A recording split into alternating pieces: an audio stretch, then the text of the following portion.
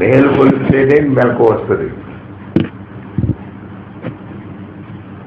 నాకు నిద్ర వచ్చింది, నిద్రపోయినానని చెప్పిన నిద్ర పుచ్చితేనే నిద్రపోతారు. కానీ ఎవరు నిద్ర పుచ్చుతున్నారో, ఎవరు మేలు కొలుపుతున్నారో వాడు ఎప్పుడూ మెలకువలు ఉంటేనే ఈ రెండు క్రియలు జరిగే అవకాశం.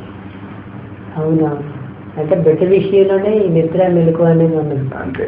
తల్లి విషయంలో ఎప్పుడూ మెలకువే. బిడ్డ స్థితి నుంచి తల్లి స్థితిలోకి మారుకుంటాడు. బిడ్డ స్థితిలో ఉన్నప్పుడు సాధకుడు అంటాడు, తల్లి స్థితిలోకి వచ్చేటప్పటికి సిద్ధుడు అంటాడు. వాడికి మెలకువే. అక్కడ నిద్రపోవటం, మేలుపోవటం అనే రెండు ప్రక్రియలు అక్కడ.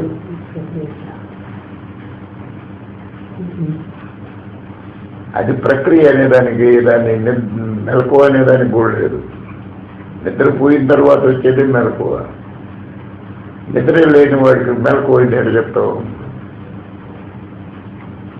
నిద్రపోయిన వాడిని మేలుకుంటాడని చెప్తాను నేను. అది నిద్రపోని వాడిని వాడిని మేలుకుంటాడని ఎట్లా చెప్తావు?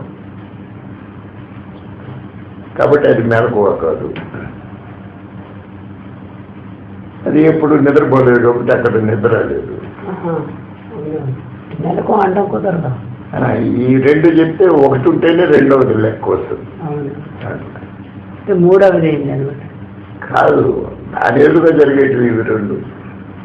సాక్షి అయ్యి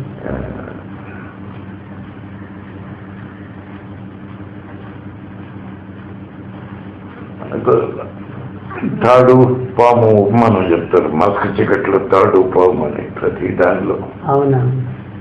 సరే, అది ఎట్లా? మస్క చీకట్లో తాడు పాముగా గోచరిస్తుంది. భయము, ఆందోళన కలుగుతాయి. వెలుతురు సహాయంతో చూసినప్పుడు పాము కనిపించదు, తాడు కనిపిస్తుంది. భయము, ఆందోళన తొలగిపోతాయి. మరి ఇంత వివరంగా చెప్పినాక మళ్ళా మనకెందుకు ఈ అనుభవంలో రావటం లేదు?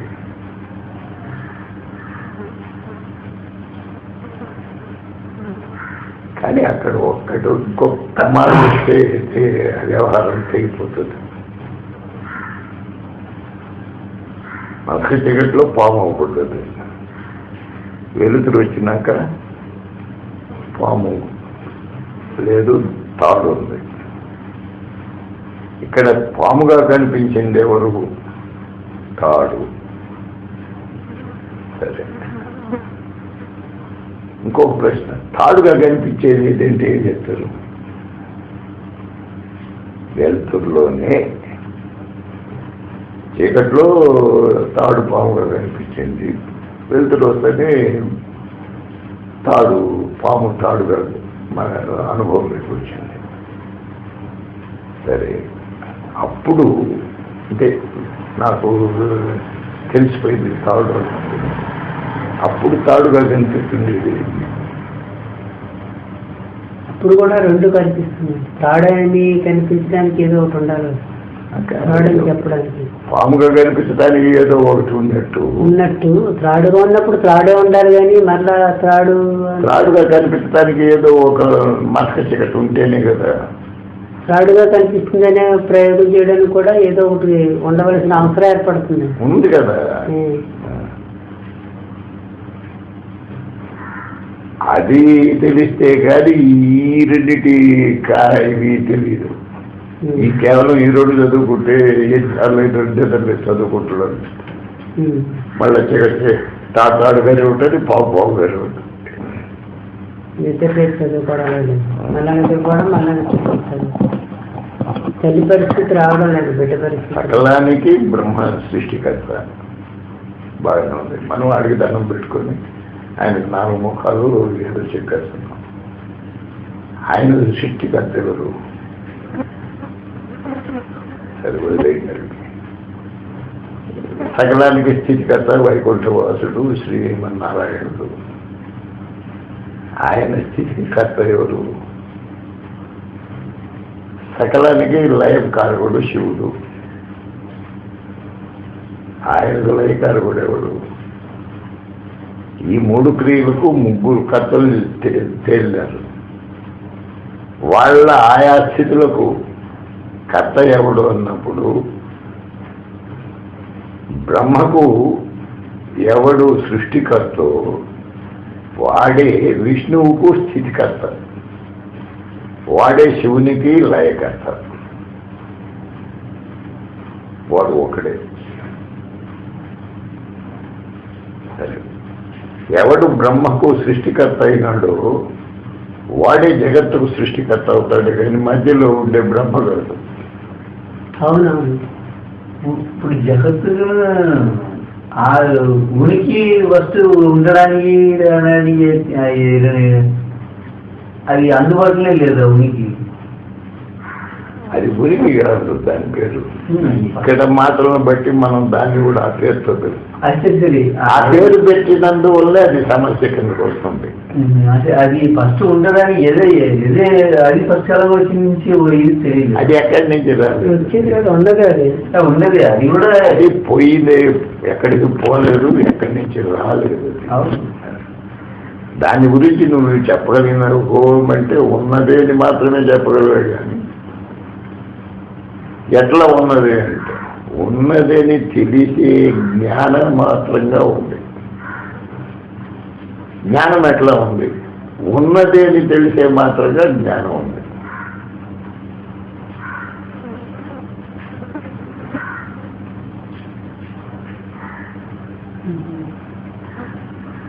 ఉనికి ఎట్లా ఉందంటే జ్ఞానం మాత్రంగా ఉంది. జ్ఞానం ఎట్లా ఉందంటే ఉనికి మాత్రంగా ఉంది.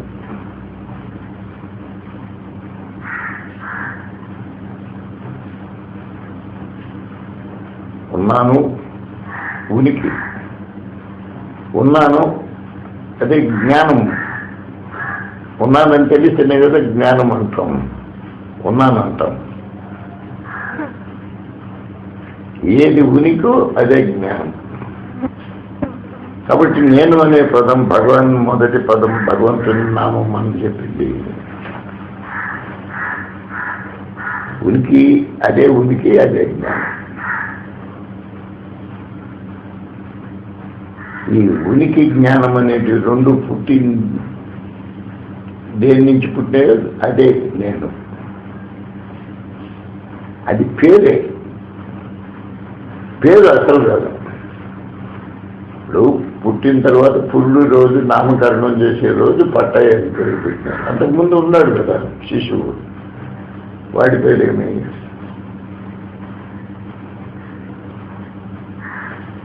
కాబట్టి ఇది పెట్టబడిన పేరే కానీ పుట్టు పేరు కాదు.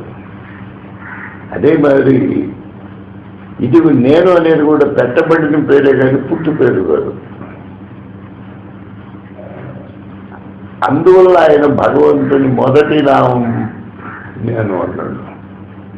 ఈ పెట్టబడిన పేరు కనుక మొదటి నామం పెట్టండి. మొదటి నామం నేను అని పెట్టబడింది దానికి. ఆ మొదటి నామానికి ఇంకొక నామం పెట్టున్నాం, అది పట్టయ్య. మన లెక్కలు ఏమిటంటే ఇదే మొదటి నామం పట్టయ్య అనేది. కానీ మొదటి నామం నేను. అది కూడా పెట్టబడింది, దానికి పెట్టబడిందే. ఎవరికి పెట్టబడిందో వాడే. అక్కడ ఏం చెప్పేదనుకో, ఎందుకన్నా తప్ప జ్ఞానం ఎందుకన్నా తప్ప అవుతుందంటారు. అక్కడ మౌనం మౌనం నిలిచిపోతుంది సహజంగా. దాని గురించి మౌనం అన్నారు. అదే మౌనం. దాని గురించి ఇంకొకరు మౌనం ఉండేది.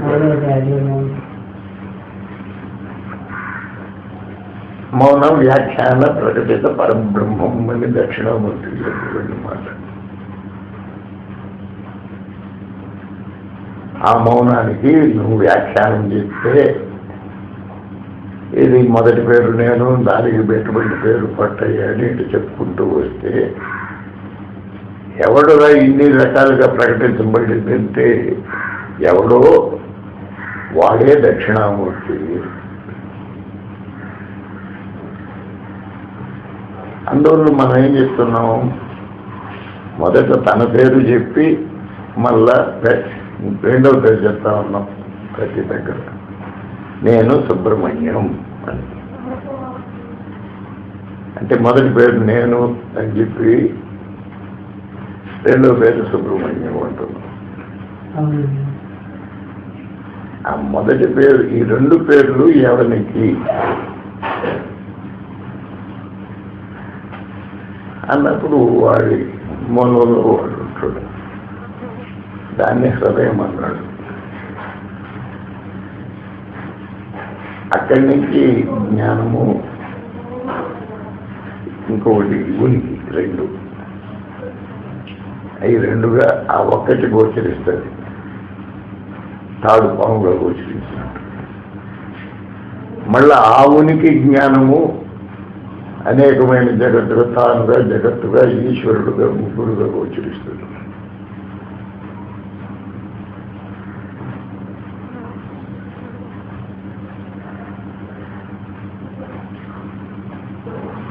మళ్ళా ఇట్లా రివర్స్ వెళ్తే తాను, జగత్తు, ఈశ్వరుడు కలిపి కేవలం ఉనికి జ్ఞానం.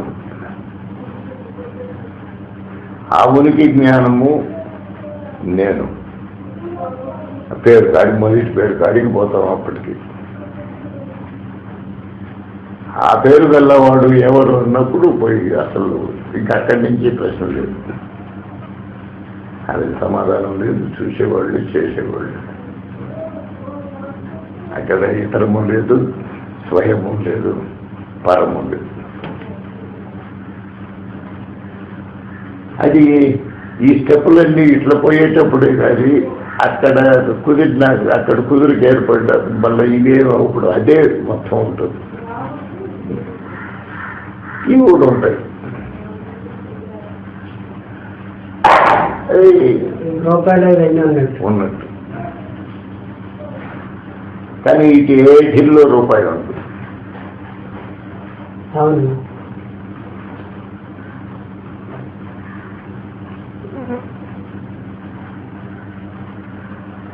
అందువల్ల భగవాను దగ్గర ఏది తెలియబడితే ఇక తెలుసుకోవాల్సినది ఏమీ ఉండదు, ఏది చూడబడితే ఇక చూడవలసింది ఏమీ మిగలకపోయింది. ఇట్లా మళ్ళా పంచేంద్రియాలకు గంటలు చేసి చెప్పింది.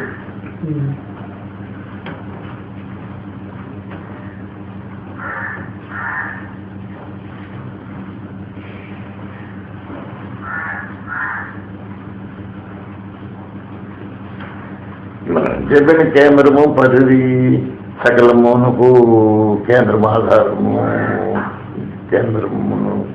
కేంద్రమే సకలమునకు అన్ని వృత్త పరిధులకు కారణము అని చెప్పిన ఈ రెండింటి గురించి మాట్లాడుతున్నాం. ఇటు అన్ని పరిధులకు ఇటు కేంద్రానికి కింద కాగితం ఉంటుంది కదా ఉనికి. కాగితాన్ని కేంద్రం అన్నామా, పరిధి అంటామా? పరిధులలో కేంద్రంలో రెండంటే మాట్లాడుకునేటప్పుడు పరిధులు కానీ కేంద్రాలు కానీ ఏర్పడుతున్నాయి. అందుకే తమరు ఉన్నట్లో ఉన్నట్టుగా. అందువల్ల సులభంగా ఒక్క మాటలో కొట్టేదంటే నీకు ఏది రెండు లోపడతాయి, ఉన్నది ఉన్నట్లున్నది. ఆ రెండింటిని ఉన్నట్లున్నది కలిపేసింది. ఏది ఇవ్వబడ్డది వస్తూ ఉంటాయి. ఇది అల్లరి మాదిరిగా ఇదే ఫైనల్ అని. అదే రావటం ఏంటి, ఈ బాక్స్లో వేసేయాలి ఉన్నట్లు. అదే చూస్తే రావటం మానేస్తుంది. అప్పుడు ఉన్నది మాత్రం లేదు. ఇన్ని ఏవో వస్తా ఉన్నాయి, మనమైతే వేస్తా ఉన్నా పట్టయ్యే పొరపాటు రాడు. మా జాగ్రత్తగా తప్పించుకుంటూ ఉంటాడు. మీరు అన్నారు జాగ్రత్త మేలు ఉంటుంది.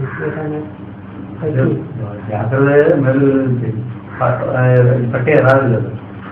వీటన్నిటిని ఒక్కొక్కటి ఏది వేసేయబోదు. పట్టయ్య పెట్టి కానీ బాక్సులు వేసేస్తే బాగా లేదు. పట్టయ్యగానే వేసేయాలన్నమాట మొత్తం. ఇప్పుడు ఇక్కడ దాకా ఉండేది ఏదే మానసికం కానివ్వండి, శారీరకం కానివ్వండి, ఏదన్నా కానివ్వండి ఉన్నట్టున్నది ఏదే బాక్సులు వేసేస్తే ఇంకో మిగిలేవాడు ఏదో అది. జాగ్రత్త ఈ కథలన్నీ కదా మీరు వాడుతున్నారు కదా. ఫస్ట్ ఏదో వేయండి లేక ఇదేదో జాగ్రత్త పడుతుంది అంటున్నారు కదా. అవును. ఒకప్పుడు ఇలా ఈ బాక్స్ దీని లోపల దానికి ఇందులో ఒకటిగా తీసేసేదాన్ని ఇలా వదిలేసి అయిపోయింది. అలాగే పట్టే రెండుని ఒకటిగా వస్తా ఉంది. దీనిలో పుల్ల వేసేది మళ్ళీ బయట ఉండే పుల్ల దీంట్లో వేసుకునేది. ఇది పట్టయ్య అది ఏదైతే అయిపోయింది. ఇందులో బాగా తెలుసు పట్టయితే ఇంకా క్వశ్చనే లేదు, అదే ఇంకా కార్యక్రమమే లేదు, అది ఇష్టం లేదు. అది ఇష్టం లేక అది జాగ్రత్త. అదే జాగ్రత్త పడతాను. జాగ్రత్త పడతాను. సంక్రాంతి పండుగకు బోర్డు మాట్లాడతారు. గబగబ చుట్టూ జనాలు పిల్లకాయలు పరిగెత్తుకుంటూ వచ్చేస్తారు, కూర్చుంటారు. కూర్చోవటంలో మనకు దగ్గరగా కొంతమంది కూర్చుంటారు, కొంతమంది దూరంగా కూర్చుంటారు. దగ్గరగా కూర్చున్నవాడు సెగ తగ్గుతుంది, వాడు వెనక్కి జరుపుకుంటాడు. దూరంగా ఉండేవాడికి చలిగా ఉంటుంది, వాడు కొంచెం ముందు జరుపుకుంటాడు. కాసేపు దాన్ని చూస్తే కరెక్ట్గా వృత్తం ఉంటుంది అక్కడ.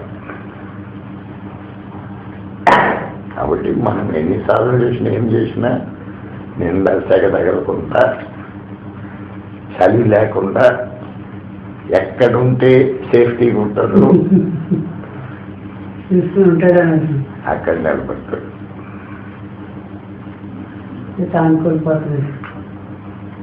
దగ్గరికి పోతే కోల్పోతాడు, తాను ఉండాలి. కొంచెం దూరం ఉంటేదా ఈ దెబ్బకు చలి తట్టుకోలేదు, కాబట్టి దగ్గరగా ఉండాలి. ఎంత అంటే ఇట్లా తనకు అపాయం లేనంత దూరం, అది చలి వేడి లేకుండా తగినట్లు ఉండాలి.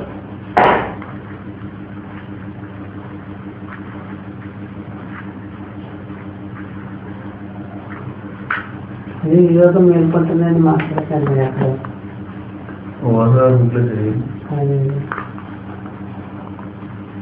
అందులో పడితే మొత్తం పోతుంది, లేకపోతే దూరం ఉంటే సరి అవుతుంది. సెంటర్లో ఉంటున్నాడు నేను పడేస్తే పోయే తెలియపోతుంది. దానికి 5 రోజులు బతికింది గుడ్డేరు. ఎంతకాలం జీవించింది దానికి కవకలి పడేసిపోయేదానిగా. దీనికంతా అర్థమేమో జరిగింది. దానికంతా ఉండాలి, తాను ఉండాలంటే కోరిక, పోవాలంటే కాదు. పోవాలంటే 1 సెకండ్ అది. అలాగే దుర్మరణ అవగాలు కూడా ఎక్కువ ఉండదు కదా. అలాగే మరణ అవగాలు కూడా పాయసం తాగేది, పోవాలంటే అది కూడా నిజం కాదు. ఇప్పుడు అగ్నిగిరినాథులు కూడా గౌరానికి దిగడానికి దిగేసేది.